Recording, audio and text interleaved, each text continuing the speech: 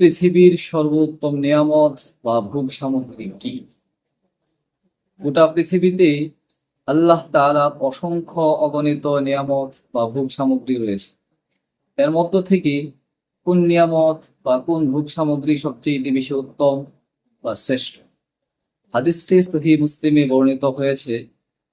হাদিস নাম্বার 1467।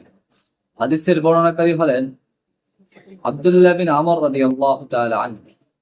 عن عبد الله بن عمرو رضي الله تعالى عنهما أن النبي صلى الله عليه وسلم قال হযরত আব্দুল্লাহ বিন আমর রাদিয়াল্লাহু তাআলা আনহু থেকে বর্ণিত, তিনি বলেন রাসূলুল্লাহ সাল্লাল্লাহু আলাইহি ওয়াসাল্লাম বলেছেন, আদ-দুনিয়া কুল্লুহা মাতা', গোটা পৃথিবী হচ্ছে ভোগ সামগ্রী।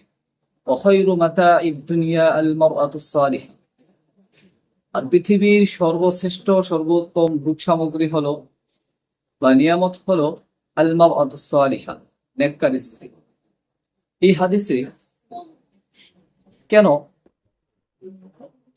নেককার স্ত্রীকে, চরিত্রবান স্ত্রীকে সর্বশ্রেষ্ঠ সর্বোত্তম বলা হয়েছে? নেককার স্ত্রী কখনো তার স্বামীর আদেশের অমান্য করবে না, সবসময় স্বামীর আদেশকে মানবে, পালন করবে।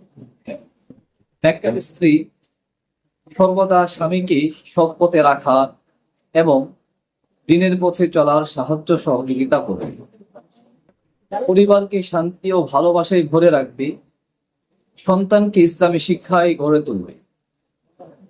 শুধু তাই নয়, স্বামীর অনুপস্থিতিতে সে স্বামীর সম্পদকে এবং স্বামীর সম্মানকে যথাযথভাবে রক্ষা করবে। এই কারণেই নেককার স্ত্রীকে পৃথিবীর সর্বোত্তম সর্বশ্রেষ্ঠ নিয়ামত বলা হয়েছে।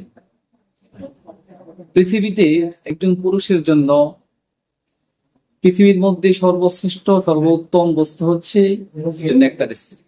নেককার স্ত্রী সর্বদাই স্বামীর যথাযথভাবে কথাকে অনুসরণ করবে, অনুকরণ করবে এবং স্বামীর সকল হকগুলোকে যথাযথভাবে পালন করবে।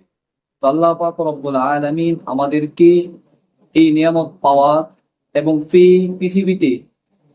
পৃথিবীতে সুখ শান্তিতে থাকার তৌফিক দান করুন। আমিন। আসসালামু আলাইকুম ওয়া রাহমাতুল্লাহি ওয়া বারাকাতুহু।